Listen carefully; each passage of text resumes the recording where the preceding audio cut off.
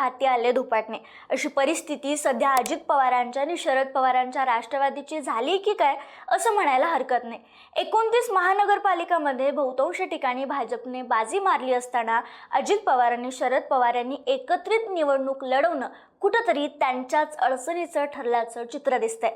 मात्र याच अनुषंगाने एक प्रश्न निर्माण होतो, अजित पवारांचाच वापर करून शरद पवारांचं राजकारण किंवा त्यांचे लोक निवडून येत म्हणून भाजपनं प्रयत्न केला का? मी असं म्हणण्याचं कारण काय, नेमकं काय काय घडले, कुठे कुठे पवारांना एकही उमेदवार निवडून आणता आलेला नाहीये, हे सगळंच या व्हिडिओच्या माध्यमातून जाणून घेऊयात। नमस्कार, मी संजना, कट टू कट मध्ये आपलं स्वागत। मुंबई, पुणे आणि पिंपरी चिंचवड या हॉटस्पॉट ठरणाऱ्या महानगरपालिकांचे निकाल जवळपास स्पष्ट झालेत। मुंबईत भाजपने वर्चस्व मिळवत भाजप शिंदे युतीला 127 जागा, ठाकरे बंधूंच्या युतीला 73 जागा आणि काँग्रेस वंचितला 15 जागा तर इतर पक्षांना 11 जागा मिळाल्यात। पण आता आपण बोलणार आहोत पुणे आणि पिंपरी चिंचवड या अधिक प्रतिष्ठेच्या ठरलेल्या निवडणुकांबद्दल। विशेषतः राष्ट्रवादी शरदचंद्र पवार गट, राष्ट्रवादी अजित पवार गट आणि भाजप यांच्यासाठी या निवडणुका महत्त्वाच्या होत्या। त्यानंतर आपण महाराष्ट्रातील इतर काही महानगरपालिकांच्या निकालाकडेही नजर टाकणार आहोत आणि कुठे पवारांची आणि दादांची राष्ट्रवादी निवडून आली, कुठे पराभूत झाली याचा एकूण आलेख पाहणार आहोत। 2023 मध्ये राष्ट्रवादी पक्षात फूट पडली। सुरुवातीपासून थोड्या गोष्टी समजून घेऊयात, म्हणजे पुढे आपल्याला काही गोष्टी क्लिअर व्हायला महत्त्वाच्या पडतील किंवा सोप्या जातील। तर बघा, 2023 मध्ये राष्ट्रवादीत फूट पडली। त्यानंतर 2024च्या नोव्हेंबरमध्ये लोकसभा निवडणुका झाल्या। या निवडणुकीत अजित पवारांची राष्ट्रवादी, शिवसेना आणि भाजप एकत्र लढले आणि दुसरीकडे महाविकास आघाडी एकत्र होती। या निवडणुकीत महायुतीला अपेक्षेपेक्षा कमी जागा मिळाल्या, तर महाविकास आघाडीला अनेक खासदार निवडून आणण्यात यश आलं आणि विशेष म्हणजे शरद पवारांचे सगळे खासदार एखादा सोडला तर 8 ते 9 खासदार निवडून आले। त्यामुळे केंद्रात त्यांची बाजू मजबूत झाली। यानंतर झालेल्या विधानसभा निवडणुकीत महायुतीला 100 पेक्षा जास्त जागा मिळाल्या आणि भाजप सर्वात मोठा पक्षही ठरला। देवेंद्र फडणवीस मुख्यमंत्री झाले, आघाडीला कमी जागांवर समाधान मानावं लागलं आणि मग यानंतर आल्या तर नगरपालिकेच्या निवडणुका। आता या निवडणुकीत महायुतीला चांगलं यश मिळालं, भाजपचे 100 पेक्षा जास्त उमेदवार निवडून आले। मात्र नगरपालिकेच्या निवडणुकीत महायुती सर्वत्र एकत्र लढली नाही। काही ठिकाणी आघाडी एकत्र होती, काही ठिकाणी युत्या होत्या, काही ठिकाणी वेगवेगळ्या युत्या आघाड्या झाल्याचं पाहायला मिळालं। पण सर्वात लक्ष वेधून घेणारी गोष्ट होती म्हणजे अजित पवारांची राष्ट्रवादी आणि शरद पवार राष्ट्रवादी झालेली युती। दोन्ही राष्ट्रवादी एकत्र येणार अशा चर्चा खूप दिवस सुरू होत्या आणि नगरपालिका निवडणुकीच्या निमित्तानं या कुठेतरी खरं ठरताना दिसल्या। अनेक नगरपालिकांमध्ये दोन्ही राष्ट्रवादी एकत्र आल्याचं पाहायला मिळालं। मात्र निकाल लागल्यानंतर चित्र वेगळंच होतं।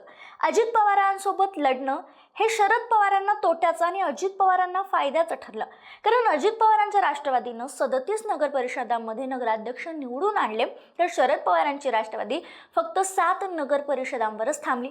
आणि हे सगळं असतानाच आता 29 महानगरपालिकांच्या निवडणुकांमध्ये विशेषतः पुणे आणि पिंपरी चिंचवड सारख्या राष्ट्रवादीचा बालेकिल्ला मानला जाणाऱ्या महापालिकामध्ये, ज्या कधी काळी त्यांचा बालेकिल्ला होत्या, या दोन्हीमध्ये राष्ट्रवादी एकत्र आली। या दोन्ही महापालिका 2017 पूर्वी राष्ट्रवादीच्या ताब्यात होत्या, त्यामुळे त्या परत मिळवण्यासाठी काका पुतण्यांनी पूर्ण ताकद लावली।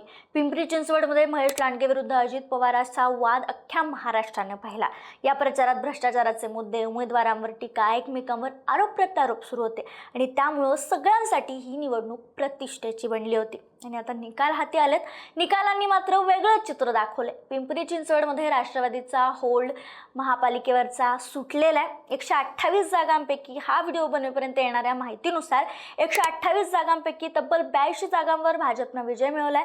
शरद पवार गटाला 0 जागा मिळाल्यात। एकही उमेदवार शरद पवार पक्षाचा निवडून आलेला नाहीये, तर अजित पवार गटाला फक्त 37 जागांवर समाधान मानावं लागले। पुणे महापालिकेत असंच चित्र दिसलंय, जिथं जादूचा आकडा होता 110, त्यापेक्षा जास्त जागा भाजपच्या निवडून आल्यात 165 पैकी। आतापर्यंत जो निकाल हाती आला त्यानुसार अजित पवार गटाला फक्त 12 जागा मिळाल्यात, शरद पवार गटाला फक्त 2 जागा मिळाल्यात। म्हणजे दोन्ही राष्ट्रवादी एकत्र येऊनही इथंही नुकसान झाले हे स्पष्ट दिसतंय। यापूर्वी आम्ही आमच्या चॅनलवर दोन्ही पवार एकत्र येणं भाजपच्या फायद्याचं कसं ठरू शकतं यावर एक व्हिडिओ केला होता। तो तुम्ही पाहिला नसेल तर नक्की पहा.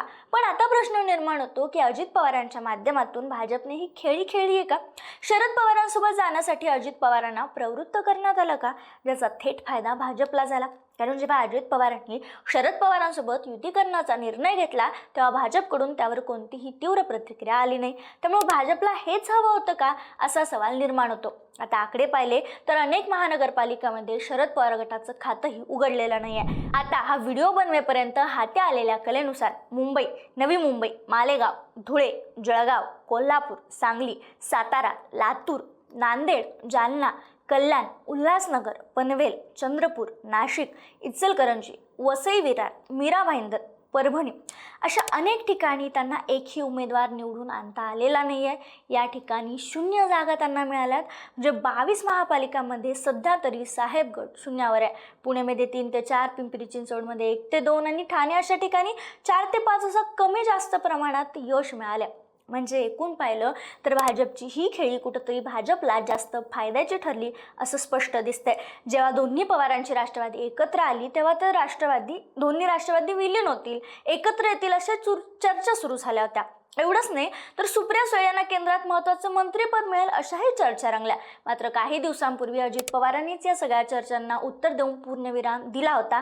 असं काही होणार नाही असं त्यांनी स्पष्ट केलं होतं. पण असं असतानाही मी सुरुवातीला सांगितल्याप्रमाणे लोकसभा निवडणुकीत शरद पवार गटाचे चांगले खासदार आहेत. त्यामुळे केंद्रात शरद पवार गटाची ताकद मजबूत आहे आणि ती भाजपसाठी महत्त्वाची ठरू शकते, हे विसरून चालणार नाही. राज्यपातळीवर जरी शरद पवारांची राष्ट्रवादी खेळी फसली असली तरी महापालिकामध्ये शून्यावर राहिली असली किंवा विधानसभेत कमी आमदार असले तरी केंद्रात त्यांचं वजन कायम आहे. लोकसभेत पवार गटाचे 8 ते 9 खासदार असल्यामुळे अजूनही पवार प्लसमध्ये आहेत हे दिसून येतं. मात्र अजित पवारांचं काय, महायुती वेगवेगळी लढली तरी अतिशय आक्रमकपणे टीका करायची नाही असे ठरलं असताना काकांनी दिलेल्या स्क्रिप्टनुसार अजित पवार यांनी पिंपरी चिंचवड, भाजपवर मोठ्या प्रमाणात टीका केल्याचं पाहायला मिळालं. आता आता महायुती परत एकत्र आली तरी भाजपच्या मनातील ही सल कमी होईल का, हे पाहणं महत्त्वाचं ठरणार आहे. शिवाय अजित पवारांनाही इतकंसं यश मिळालंय असंही दिसत नाही आहे. त्यामुळं भाजपच्या खेळीनं राष्ट्रवादीचं नुकसान झालेलं पाहायला मिळतंय. यावर तुमचं मत काय, आम्हाला कमेंटमध्ये कळवायला विसरू नका.